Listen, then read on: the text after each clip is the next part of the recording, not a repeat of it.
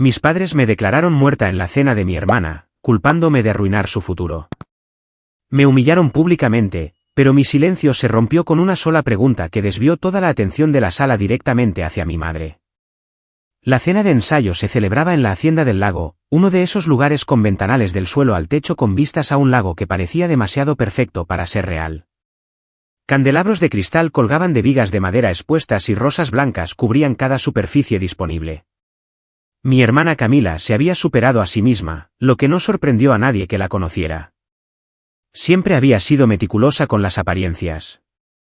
Llegué exactamente a la hora, con el vestido azul marino que Camila había aprobado 3 semanas antes. El estacionamiento ya estaba lleno y pude ver a los invitados socializando a través de las ventanas mientras caminaba hacia la entrada.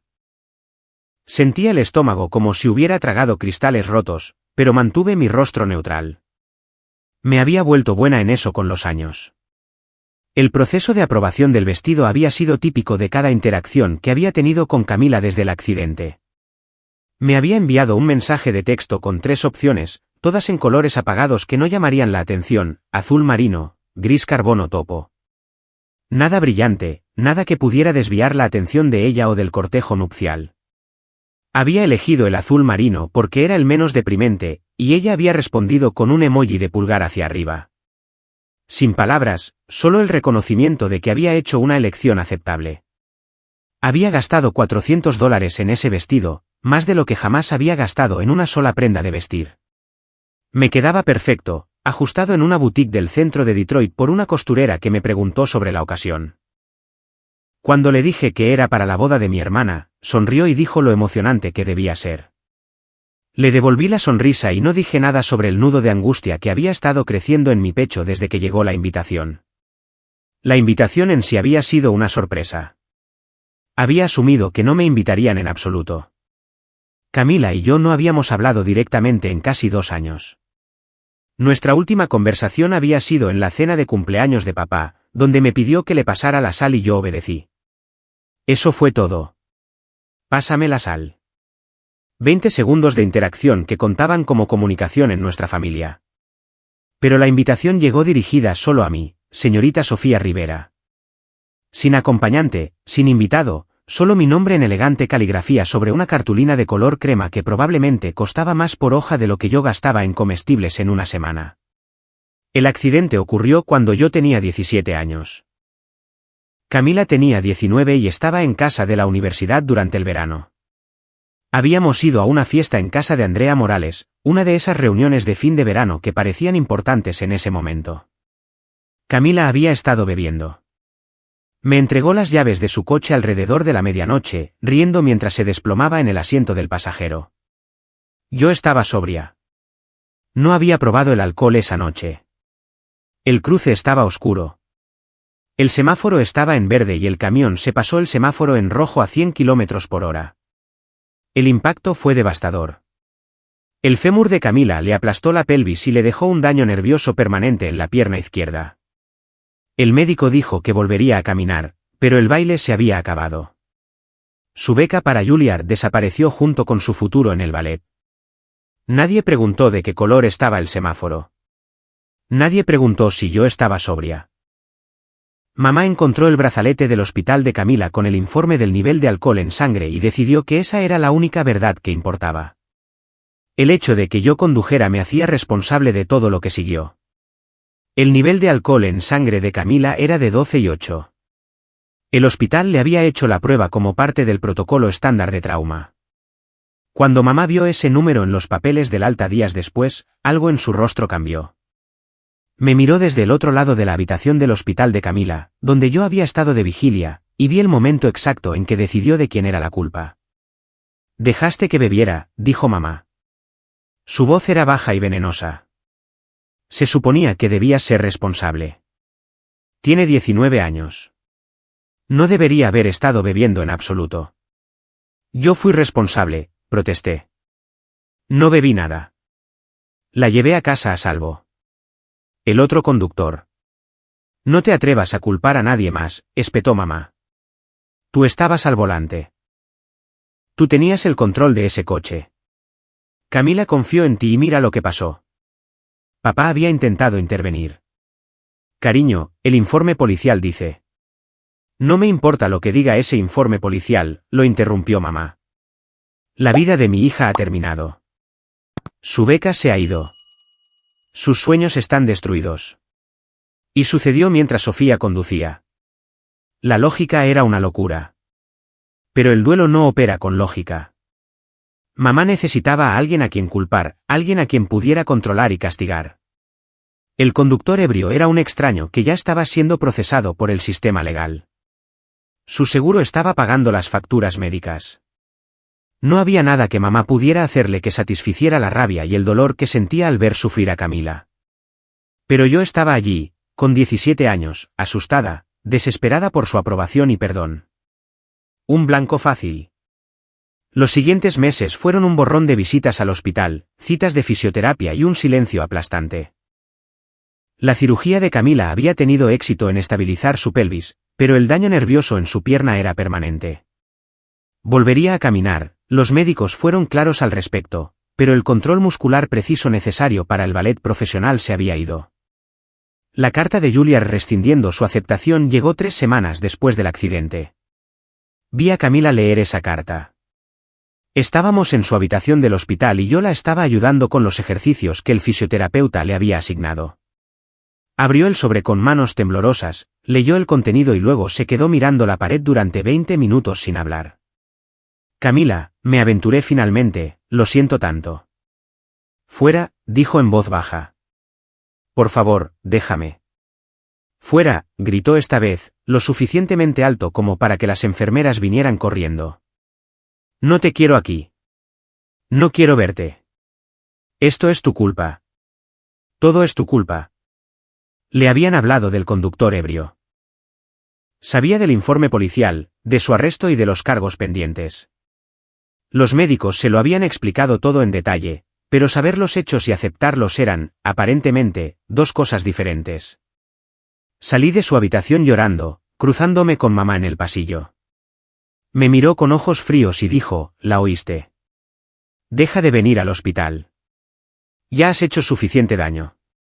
Los años posteriores al accidente fueron una clase magistral de aislamiento. Me habían aceptado en Michigan State con una beca académica completa, pero mamá me convenció de posponerla para ayudar con la recuperación de Camila. Un año se convirtió en 2, luego en 3. Para cuando finalmente me matriculé, la mayoría de mis amigos del instituto se habían ido. Camila nunca me hablaba a menos que la obligaran. Me miraba como si no existiera en las cenas familiares, su rostro inexpresivo como si yo fuera un mueble. El aplazamiento había parecido razonable en ese momento. Camila necesitaba ayuda con tareas básicas mientras se recuperaba, alguien que la llevara a las citas de fisioterapia, que la ayudara a subir y bajar escaleras, que preparara las comidas cuando mamá estaba en el trabajo. Es lo menos que puedes hacer, dijo mamá.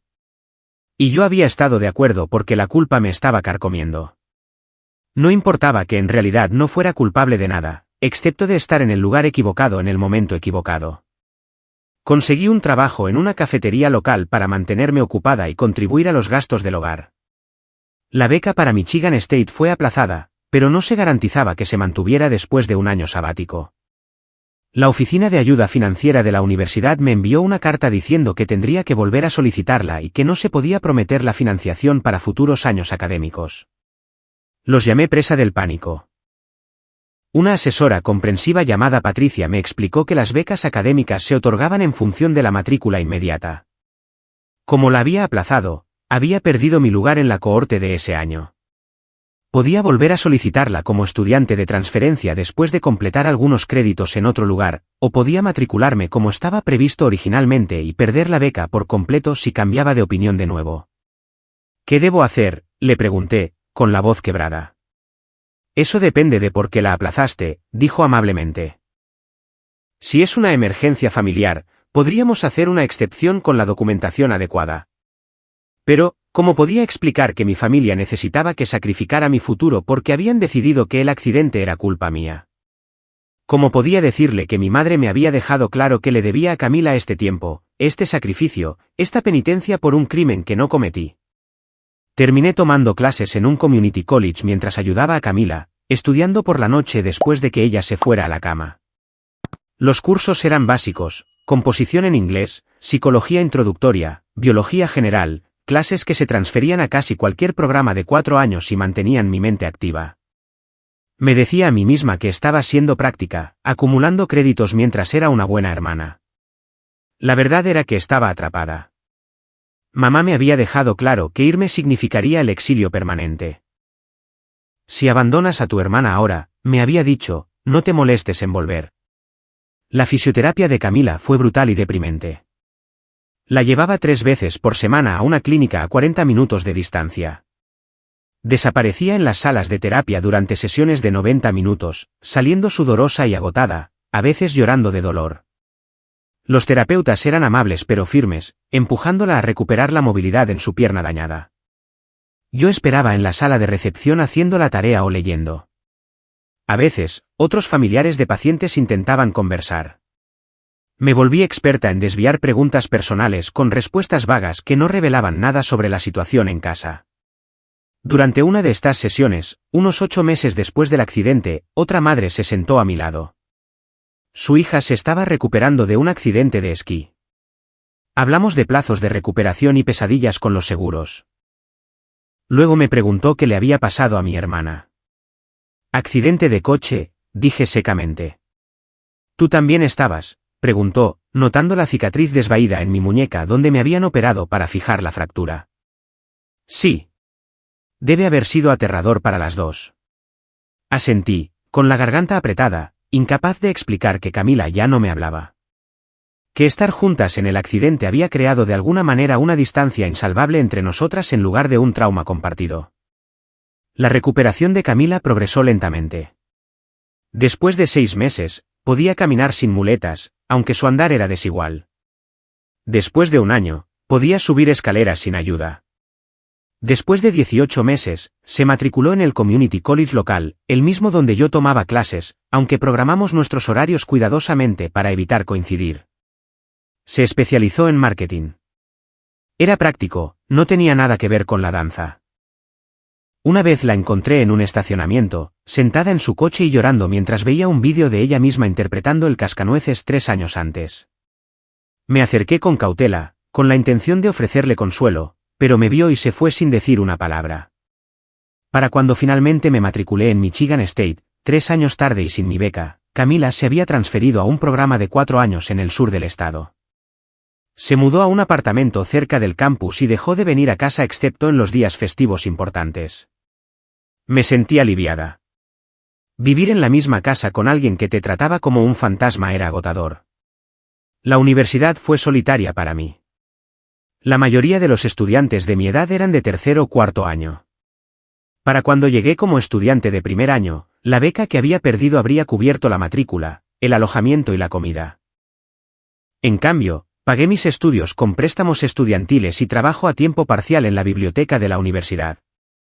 Vivía fuera del campus en un estudio destartalado y sobrevivía a base de ramen y comestibles de oferta. Estudié finanzas porque era práctico y el mercado laboral era estable. Mis calificaciones eran excelentes, un promedio de 3,9 que mantenía con pura determinación y largas noches de estudio. Tenía conocidos, pero pocos amigos de verdad. La gente me invitaba a fiestas o grupos de estudio y yo ponía excusas. La verdad era que ya no confiaba en la gente. El accidente me había enseñado que incluso la familia podía volverse en tu contra cuando las cosas se ponían difíciles. Si mamá y Camila podían decidir que yo era culpable a pesar de toda la evidencia en contrario, ¿qué harían los extraños? Me gradué con honores e inmediatamente recibí una oferta de trabajo de una firma financiera en Detroit. El salario inicial era modesto pero suficiente para vivir. Alquilé un apartamento de un dormitorio en un barrio decente y compré muebles de IKEA. Por primera vez en años, tenía un espacio que era completamente mío, donde nadie me miraba como si no existiera ni me culpaba por existir. Dejé de ir a casa para los días festivos menores, solo Acción de Gracias y Navidad, y llegaba tarde y me iba temprano. Camila comenzó a llevar novios a estas reuniones, una serie de hombres intercambiables que parecían bastante agradables. Se reía y bromeaba con ellos, una versión de sí misma que apenas reconocía. Mamá me sentaba en el extremo de la mesa, lo más lejos posible de Camila. Papá intentaba incluirme en las conversaciones, pero el esfuerzo era forzado. La tía Brenda, la hermana de mamá, siempre se aseguraba de abrazarme y preguntarme por mi trabajo, aunque la lástima en sus ojos era casi peor que la frialdad de mamá. Papá intentó hacer de mediador al principio, pero la amargura de mamá era una marea que finalmente arrastró a todos. Dejó de defenderme cuando Camila empezó la fisioterapia. Fue más fácil para él, creo, tener una hija en lugar de dos. Me quedé en Michigan después de la universidad, trabajando como analista financiera para una empresa mediana en Detroit. Visitaba mi casa 2 veces al año para las fiestas principales, sentándome en el extremo de la mesa mientras Camila acaparaba la atención hablando de su trabajo como directora de marketing o de su novio perfecto, Mateo. Mamá me servía la última, casi como una ocurrencia tardía. Papá mantenía una incómoda charla sobre el clima. Cuando llegó la invitación de boda de Camila, la miré durante 3 días antes de abrirla. Mi nombre aparecía solo, sin ofrecer un acompañante. La ceremonia sería en nuestro pueblo natal de Riberas, en la misma iglesia donde ambas habíamos sido bautizadas. Compré un billete de avión y pedí tiempo libre en el trabajo, sabiendo que me arrepentiría de ir, pero incapaz de explicarme a mí misma por qué no podía simplemente saltármela. El paquete de la invitación era elaborado, cartulina gruesa con letras doradas, una tarjeta de detalles, una tarjeta de RSVP con un sobre presellado y un mapa de las ubicaciones del evento. Todo gritaba caro y cuidadosamente planeado.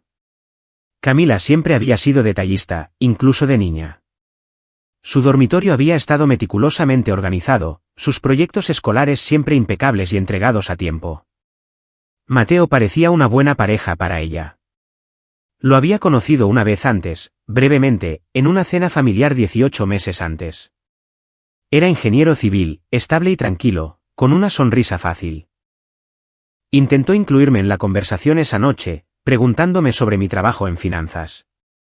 Camila había desviado la conversación lejos de mí en cuestión de minutos, pero yo había agradecido el intento.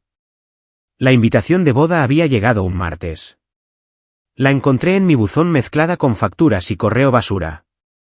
Mi primer instinto fue tirarla y fingir que nunca había llegado. Pero algo me detuvo.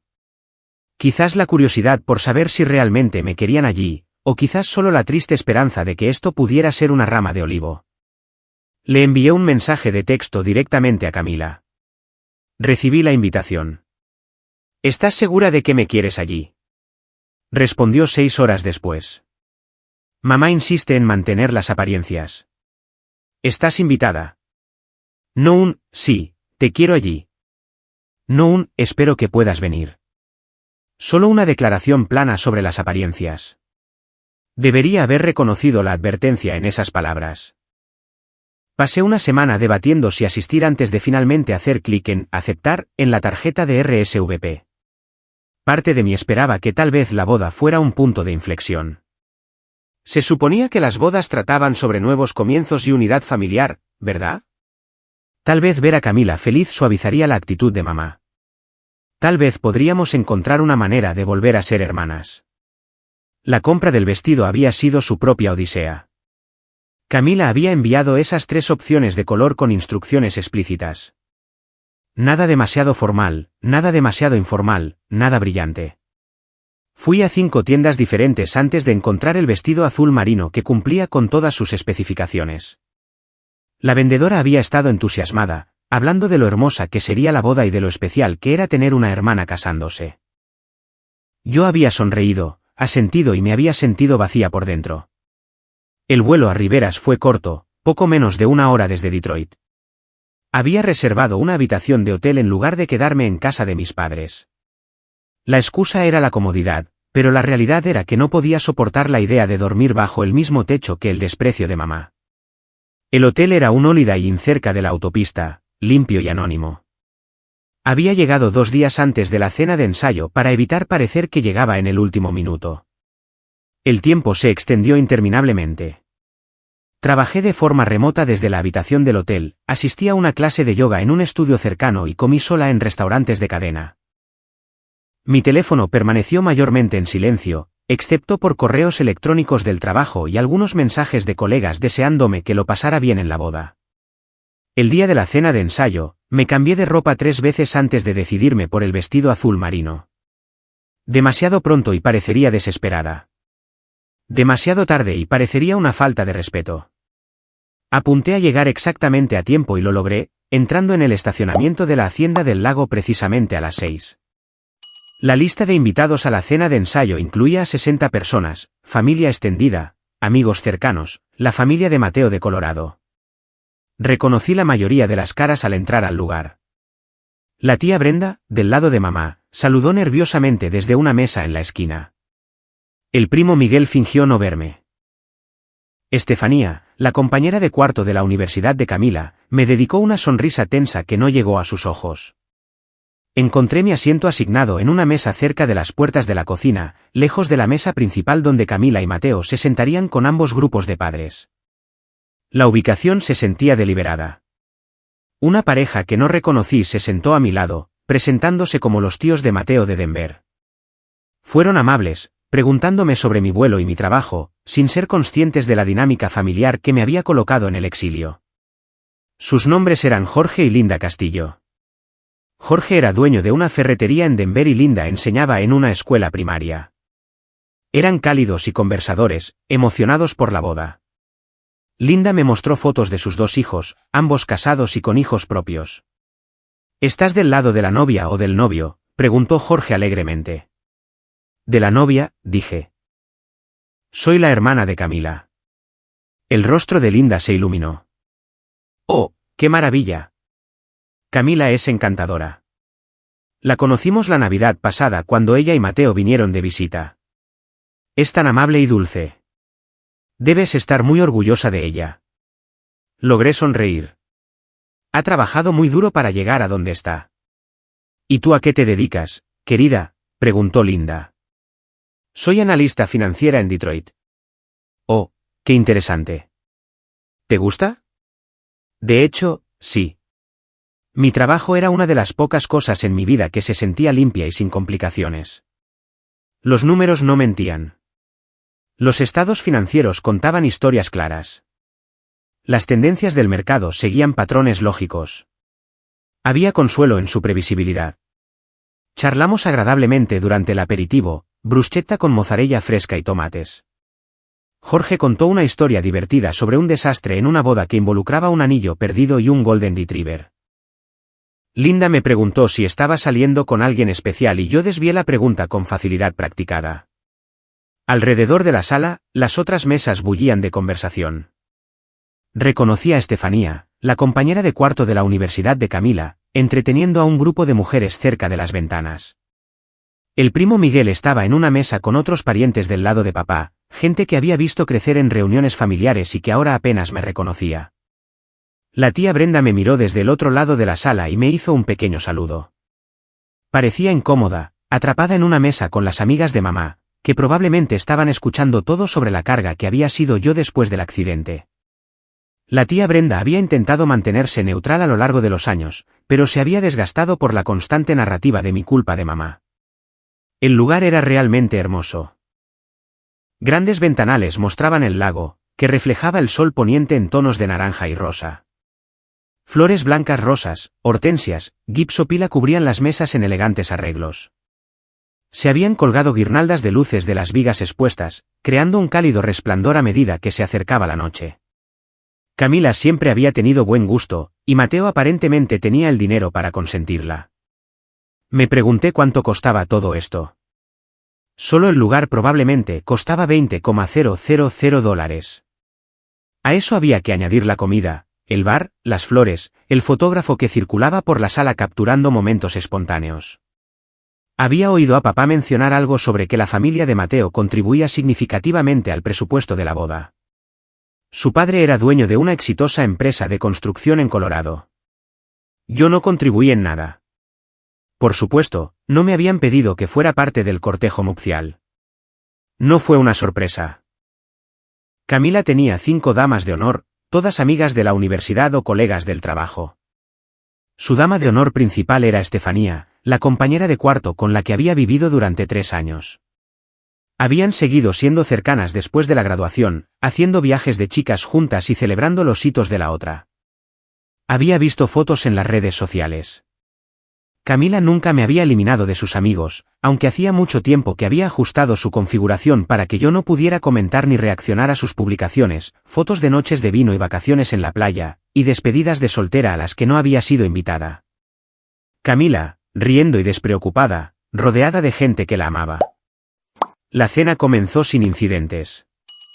La comida era excelente, filet mignon con verduras asadas, ensalada César, pan que se deshacía en la boca. Comí lentamente, tratando de disfrutar de la comida mientras ignoraba el peso de la mirada de mi madre desde el otro lado de la sala. Llevaba un vestido color burdeos que combinaba con la paleta de colores de Camila, su cabello peinado en ondas perfectas. Se veía hermosa y fría. El padre de Mateo se levantó para dar un brindis durante el plato principal. Era un hombre jovial con una risa estruendosa, hablando de cómo Mateo lo había llamado después de la primera cita para decir que había conocido a su futura esposa. Los invitados rieron y aplaudieron. Camila se sonrojó lindamente, apoyándose en el hombro de Mateo. Se veían felices juntos, y sentí una mezcla complicada de emociones que no podía nombrar del todo. Entonces mamá se levantó. No estaba programada para hablar hasta después del postre, según el programa que estaba junto a mi vaso de agua. Camila pareció sorprendida, su sonrisa vacilando ligeramente mientras mamá golpeaba su tenedor contra su copa de champán. La sala se silenció. Me gustaría decir algo mientras todos están aquí, comenzó mamá, con voz firme. No estaba mirando a Camila. Me estaba mirando directamente a mí. Se me cerró la garganta. La mayoría de ustedes saben que nuestra familia ha pasado por momentos difíciles, continuó.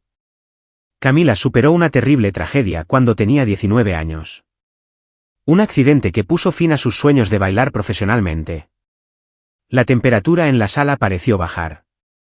Podía sentir a la gente moverse en sus asientos, una confusión extendiéndose por la multitud. Este no era un discurso típico de una cena de ensayo. Lo que muchos de ustedes no saben es quién fue el responsable de ese accidente. La voz de mamá se endureció.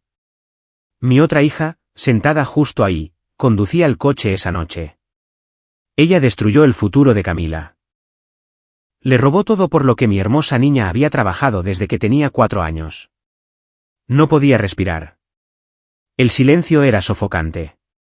La invité esta noche porque Camila insistió, dijo mamá, con la boca torcida. Pero quiero que todos entiendan algo. Ella está muerta para nosotros. Ha estado muerta para nosotros durante 13 años. Alguien jadeó. Creo que fue la tía Brenda. La madre de Mateo parecía horrorizada. Papá estaba paralizado, su rostro gris. Camila miraba fijamente su plato. No recuerdo haberme levantado. No recuerdo el camino desde mi mesa hasta el centro de la sala donde podía ver a todos. Mis piernas se sentían desconectadas de mi cuerpo, moviéndose en piloto automático mientras mi mente corría. El rostro de mamá estaba enrojecido de justicia. Parecía triunfante, como si finalmente hubiera dicho algo que había estado guardando durante años. A nuestro alrededor, 60 personas esperaban para ver qué pasaría después.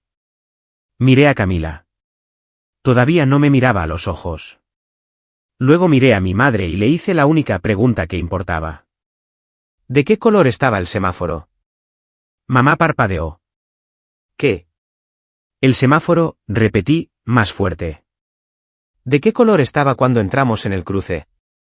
La confusión en su rostro era casi cómica. Eso no tú conducías. Tú eras la responsable. El informe policial dice que el otro conductor se pasó un semáforo en rojo, dije. Mi voz sonaba extraña, demasiado tranquila. Iba a 100 en una zona de 50. No pasó la prueba de sobriedad. Su nivel de alcohol en sangre era el doble del límite legal. Saqué mi teléfono del bolso. Mis manos temblaban, pero logré abrir mi correo electrónico y encontrar el PDF que había llevado conmigo durante 13 años, el informe policial.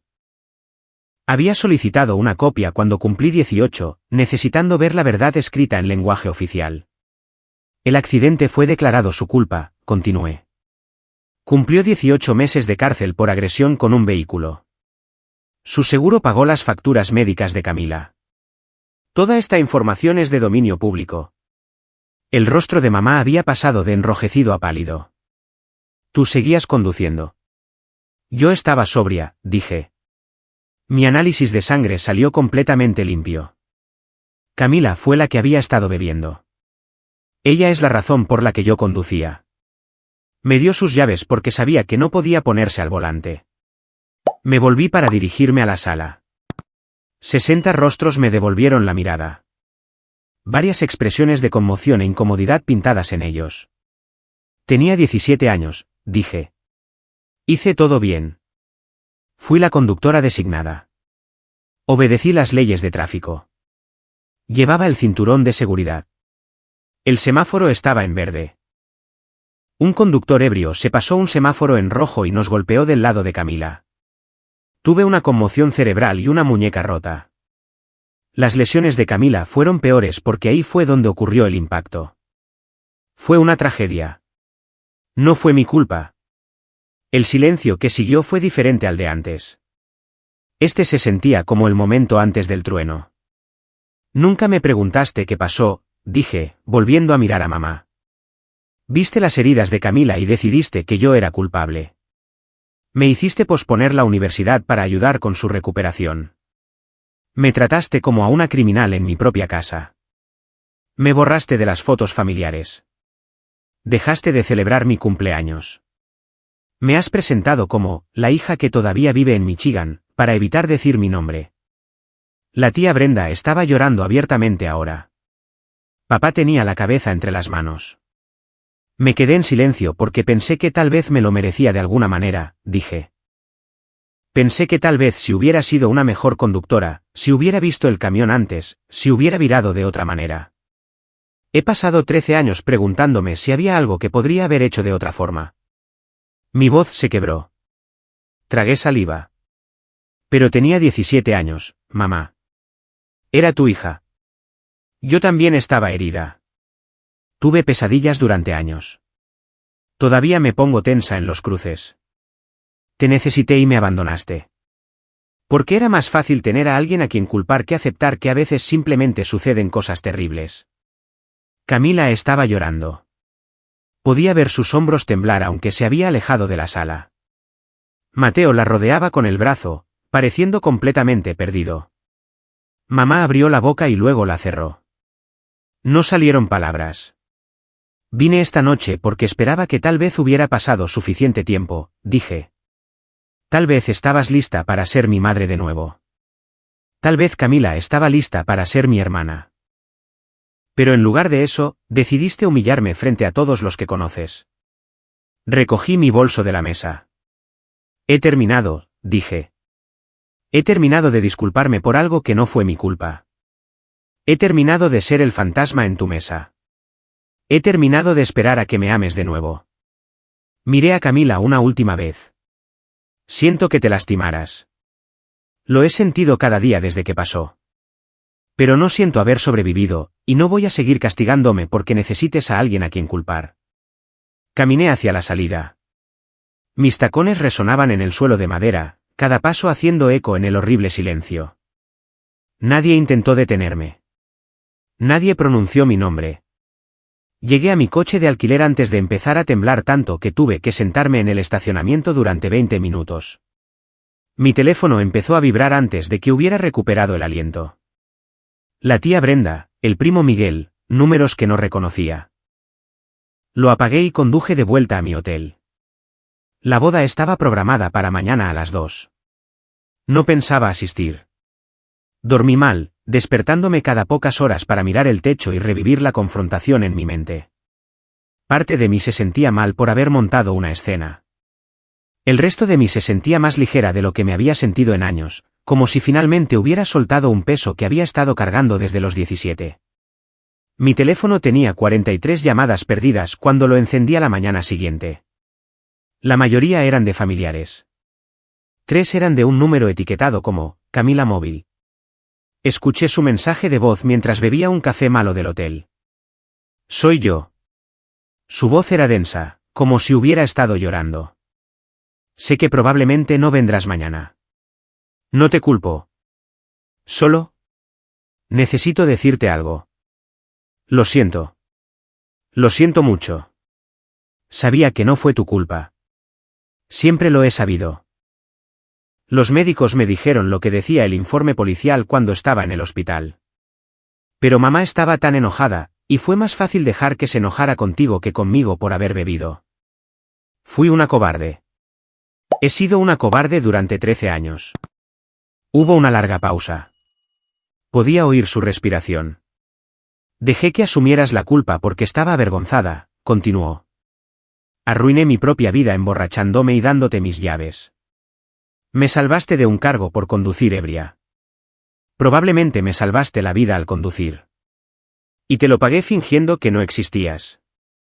Otra pausa. No espero que me perdones, dijo. Ni siquiera sé cómo pedirlo. Pero necesitaba que supieras que sé la verdad. Siempre lo he sabido. Y lo que mamá hizo anoche. Estuvo mal. Debería haberla detenido. Debería haber detenido todo esto hace años. El mensaje de voz terminó. Me senté en la cama del hotel durante mucho tiempo, mirando mi teléfono. Mi vuelo de regreso a Detroit no era hasta el domingo por la noche. La boda comenzaría en 4 horas. Pensé en Camila a los 19 años, borracha y herida, viendo sus sueños evaporarse en una habitación de hospital.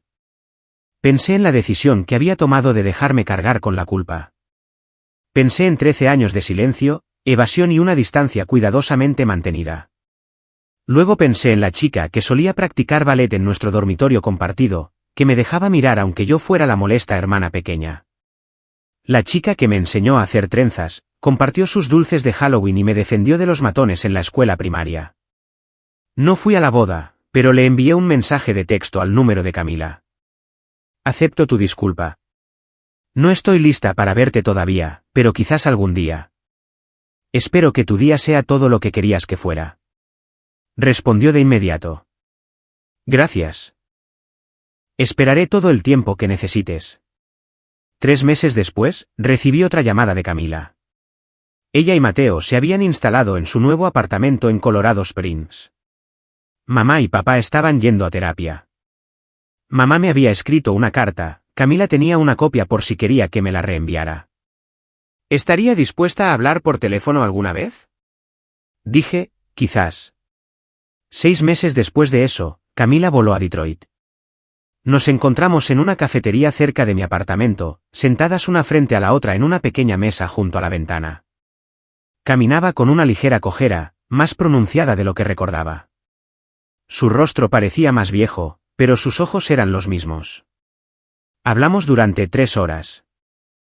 Me contó sobre la culpa que había llevado, cómo había envenenado cada cosa buena en su vida, cómo intentó enterrarla fingiendo que yo no existía, cómo la ira de mamá se había convertido en un escudo detrás del cual se había escondido porque enfrentar la verdad significaba admitir que ella había destruido sus propios sueños. Yo le hablé de la soledad, de las fiestas pasadas en apartamentos vacíos, de la forma en que me entrené para no esperar nada de la familia. Cómo construí una vida en Michigan específicamente porque estaba lo suficientemente lejos como para que las visitas sorpresa fueran imposibles. No nos abrazamos cuando se fue. No hicimos promesas que no estuviéramos listas para cumplir. Pero acordamos volver a hablar en un mes. La reconstrucción fue lenta. Algunas relaciones familiares nunca se recuperaron. Mamá y yo hablamos quizás 3 veces al año, y las conversaciones son forzadas y cuidadosas. Papá se esfuerza más, pero hay una distancia entre nosotros que quizás nunca se cierre por completo. La tía Brenda ahora envía tarjetas de cumpleaños, y el primo Miguel me invitó a su boda el año pasado. Camila y yo hablamos cada pocas semanas. Vino a Detroit 2 veces más, y yo la visité en Colorado una vez. Mateo es amable conmigo de una manera que sugiere que Camila le contó todo. Su hija nació 2 años después de su boda, y me pidieron que fuera su madrina. Dije que sí. Las cicatrices siguen ahí. Todavía me pongo tensa en los cruces. Todavía siento un aleteo de ansiedad cuando veo el nombre de Camila en mi teléfono. Pero el peso se ha ido. Esa carga aplastante de culpa inmerecida que llevé desde los 17 hasta los 30. No recuperé a mi familia. No del todo. Algunas cosas, una vez rotas, no pueden repararse por completo. Pero me recuperé a mí misma. Conseguí que se reconociera la verdad. Y al final, eso tuvo que ser suficiente. La última vez que vi a mamá en una reunión familiar neutral que organizó la tía Brenda, me llevó a un lado antes de que me fuera. Su rostro parecía demacrado, más viejo que sus 62 años. Lo siento, dijo. Las palabras sonaron oxidadas, poco practicadas. Estaba equivocada. Estaba tan equivocada en todo. Asentí. Lo sé. ¿Puedes perdonarme? Lo pensé, honestamente, de pie en la entrada de la tía Brenda mientras las puertas de los coches se cerraban a lo lejos. Estoy trabajando en ello, dije finalmente. Ella asintió, las lágrimas corrían por su rostro. Entiendo. Tómate todo el tiempo que necesites. Me alejé de esa reunión sintiendo algo que no había sentido en años. Esperanza. No por un regreso a cómo eran las cosas. Esa familia se había ido, enterrada en los restos de aquel cruce hace 13 años. Sino esperanza por algo nuevo, algo construido sobre la verdad en lugar de la culpa. A veces suceden cosas terribles. A veces no hay a quien culpar, solo circunstancias y mala suerte y una cuestión de segundos. El conductor ebrio que nos chocó cumplió su condena y se rehabilitó, escribiéndome una carta de disculpa durante su estancia en rehabilitación. Nunca respondí, pero guardé la carta. También guardo el informe policial. No porque necesite probar mi inocencia nunca más, sino como un recordatorio. Un recordatorio de que mi verdad siempre fue cierta, incluso cuando nadie la creía. Que permanecer en silencio no mantuvo la paz. Solo dejó que las mentiras echaran raíces más profundas. La chica que yo era a los 17 años, aterrorizada y herida y tan desesperada por ser amada, merecía algo mejor. La mujer que soy ahora lo sabe. Y finalmente, después de 13 años, mi familia está empezando a entenderlo también.